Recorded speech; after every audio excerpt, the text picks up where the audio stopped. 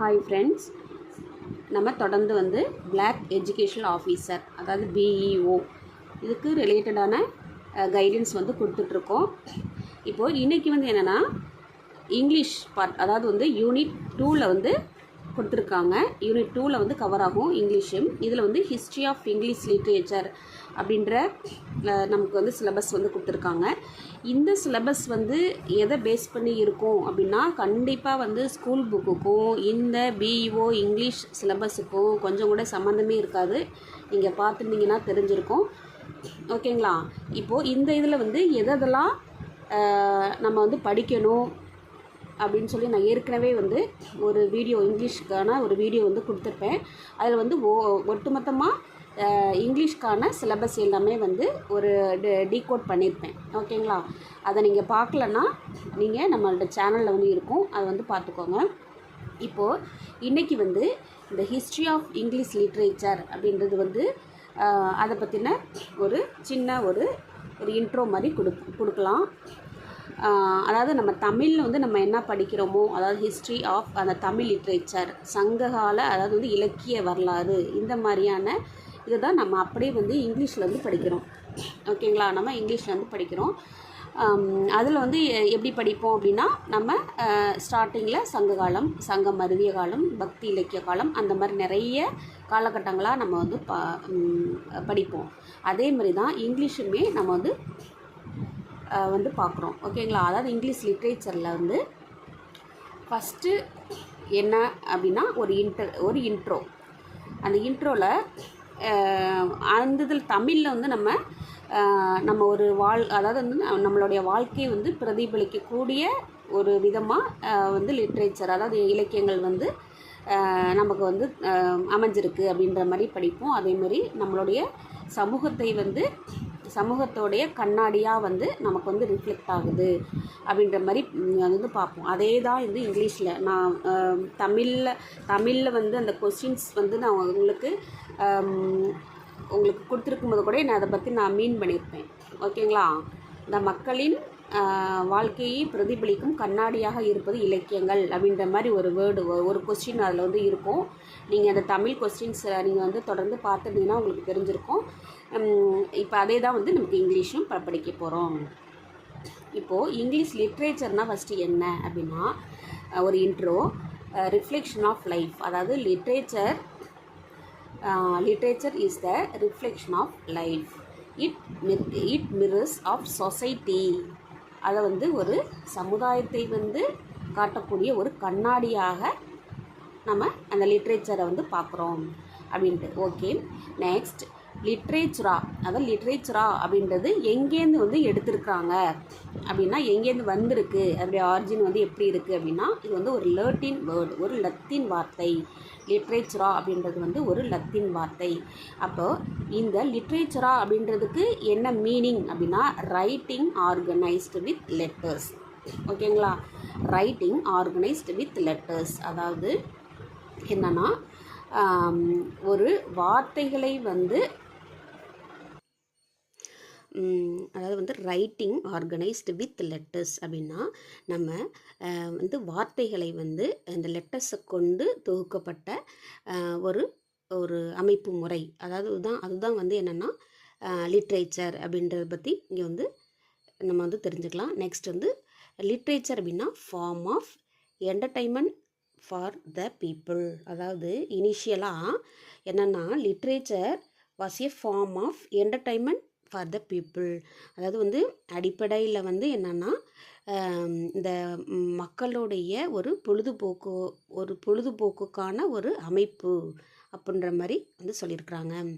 Okay, அப்போது இதில் வந்து என்னென்னா லிட்ரரி ஒர்க்ஸ் அப்படின்னா என்னென்னா, இதில் வந்து novels and short stories and poems, fiction and நான் ஃபிக்ஷன் அண்டு பிளேஸ், இது எல்லாமே வந்து இந்த லிட்ரரி ஒர்க்ஸில் இந்த லிட்ரரி ஒர்க்ஸில் வந்து ரெஃபர் பண்ணுறாங்க.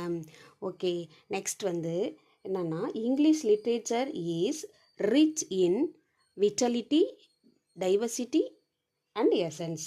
அப்படின்னா என்னென்னா, வந்து ஒரு ஆங்கில அந்த இலக்கியங்கள் வந்து எப்படின்னா ஒரு உயிரோட்டமாக இருக்குது, விட்டலிட்டி ஒரு உயிரோட்டமாக இருக்குது, டைவர்சிட்டி ஒரு பன்முகத்தன்மையோடு இருக்குது, அண்டு எசன்ஸ் அப்படின்னா ஒரு தரமான ஒரு உள்ளார்ந்த தன்மையோட வந்து காணப்படுது இந்த இங்கிலீஷ் லிட்ரேச்சர் அப்படின்றது தான் இந்த இங்கிலீஷ் லிட்ரேச்சரோடைய இன்ட்ரோ பற்றின ஒரு சின்ன ஒரு நோட்ஸ். ஓகேங்களா? நம்ம வந்து இங்கிலீஷ் பார்ட்டுக்கு வந்து நம்ம ஸ்கூல் புக்ஸில் வந்து எதுவுமே கவர் ஆகாது. நம்ம கண்டிப்பாக வந்து ஃபாரின் ஆத்தர்ஸ் புக்கை வந்து நம்ம ரெஃபர் பண்ணி தான் ஆகணும். ஓகேங்களா?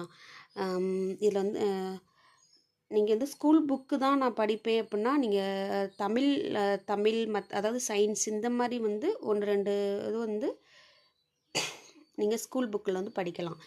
சயின்ஸு, மேக்ஸு இதெல்லாம் வந்து கொஞ்சம் வந்து நம்ம ஸ்கூல் புக்கில் வந்து படிக்கலாம்.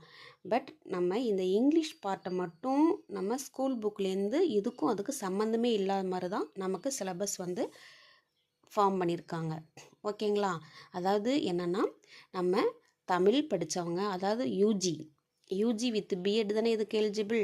Tamil and maths, science, history, geography இந்த மாதிரி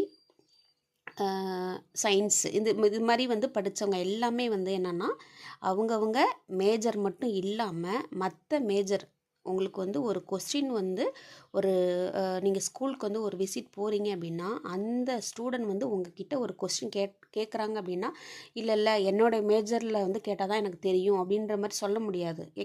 ஓகேங்களா? நீங்கள் வந்து ஒரு கல்வியாளராக போகிறீங்க, அந்த ஸ்கூலுக்கு வந்து நீங்கள் தான் ஃபுல் அண்ட் ஃபுல் ஒரு ரெஸ்பான்சிபிள் ஒரு பர்சனாக வந்து போகிறீங்க. அப்படிங்கும்போது உங்களுக்கு வந்து எல்லா சப்ஜெக்ட் நாலேஜும் உங்களுக்கு வந்து இருக்குதா அப்படின்றத வந்து டெஸ்ட் பண்ணுறதுக்கான ஒரு எக்ஸாமாக தான் இந்த பிஓ எக்ஸாம். அதுக்குண்டான சிலபஸை வந்து உங்களுக்கு வந்து கொடுத்துருக்காங்க. ஓகேங்களா? அதனால் நீங்கள் வந்து இங்கிலீஷை வந்து நீங்கள் ஒமிட் பண்ண முடியாது. ஏன்னா நமக்கு ஒவ்வொரு மார்க்குமே நம்மளுடைய ஜாப்பை வந்து செக்யூர் பண்ணுறதுக்கு நமக்கு முக்கியம். ஓகேங்களா? நம்மளுடைய வாய்ப்புகளை வந்து நிர்ணயிக்கிறதுக்கு ஒவ்வொரு மார்க்குமே நமக்கு முக்கியம். அதனால் எனக்கு வந்து கஷ்டமாக இருக்குது, நான் இங்கிலீஷ் வந்து எனக்கு படிக்க முடியாது, என்கிட்ட வந்து மெட்டீரியல் இல்லை, அந்த மாதிரிலாம் நீங்கள் வந்து சொல்ல முடியாது. ஏன்னா நமக்கு வந்து 18 கொஸ்டின், அதாவது 18 கொஸ்டின்ஸ் வந்து நமக்கு கொடுக்குறாங்க. அந்த 18ல் வந்து நம்மளால் எவ்வளோ வந்து எஃபர்ட் போட முடியுமோ அந்தளவுக்கு நம்ம வந்து ஒரு அண்டர்ஸ்டாண்ட் பண்ணாவே உங்களால் வந்து கண்டிப்பாக போட முடியும். ஓகேங்களா? அதனால் நீங்கள் வந்து கொஞ்சம் வந்து மெனக்கட்டு நீங்கள் இங்கிலீஷ் வந்து படித்து தான் ஆகணும். வேறு வழி இல்லை. நம்ம வந்து ஜாப் வாங்கணும் அப்படின்னா நம்ம தான் உட்காந்து படிக்கணும். நம்ம ஒரு இன்ஸ்டியூட்டையோ இல்லை அடுத்தவங்களையோ நம்ம நம்பணும் அப்படின்னா நம்மளுடைய வேலை வாய்ப்பை நம்ம வந்து வாங்க முடியாது. ஓகேங்களா? சரி, ஓகே, நெக்ஸ்ட் பார்க்கலாம். செகண்ட் வந்து இந்த லிட்ரேச்சரோட ஒரு இன்ட்ரோ வந்து பார்த்தோம். நெக்ஸ்ட் வந்து இந்த இங்கிலீஷ் லிட்ரேச்சர் பார்ட்டில் வந்து என்ன இருக்குது அப்படின்னு பார்க்கலாம். அதாவது மேஜர் 8 பீரியட்ஸாக வந்து இதை வந்து பிரிச்சிருக்கிறாங்க. அந்த 8 பீரியட்ஸ் வந்து என்னன்னு சொல்லி பார்க்கலாம்.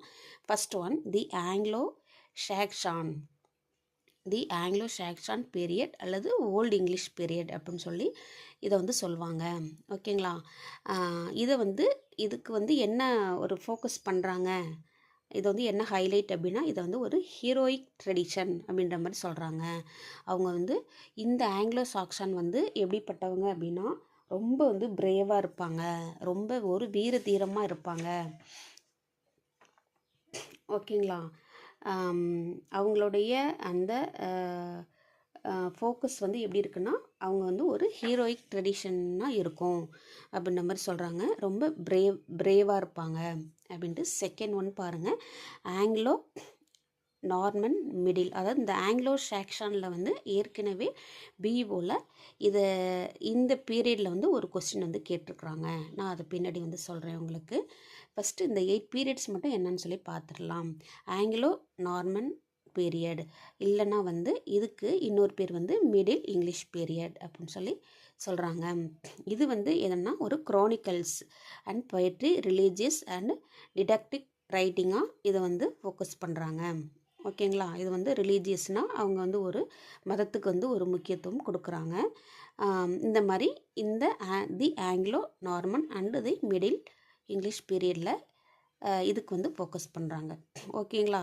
தேர்ட் ஒன் வந்து பார்த்திங்க அப்படின்னா ரெனேசன்ஸ் பீரியட், இல்லை அப்படி இல்லைன்னா தி ஏஜ் ஆஃப் ஷேக்ஸ்பியர், அதாவது ஏஜ் ஆஃப் ஷேக்ஸ்பியர் அப்படின்னு சொல்லி சொல்கிறாங்க.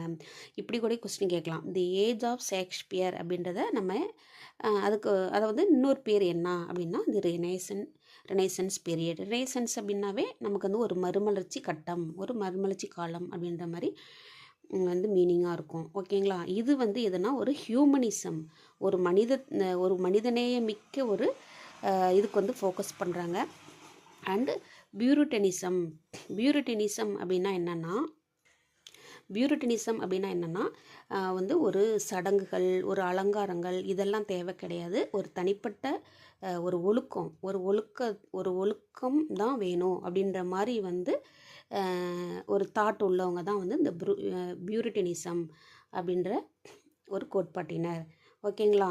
இதெல்லாம் நம்ம விரிவாக வந்து பின்னாடி வந்து படிக்கணும். ஓகேங்களா. இது வந்து சும்மா ஒரு எப்படி இருக்கும், இந்த 8 பீரியட்ஸு எதுக்கு வந்து இம்பார்ட்டன்ட் கொடுக்குறாங்க அப்படின்ற ஒரு ஜஸ்ட் ஒரு இன்ஃபர்மேஷன் மட்டும் நினச்சிக்கோங்க. நெக்ஸ்ட் வந்து பாருங்கள், நியோ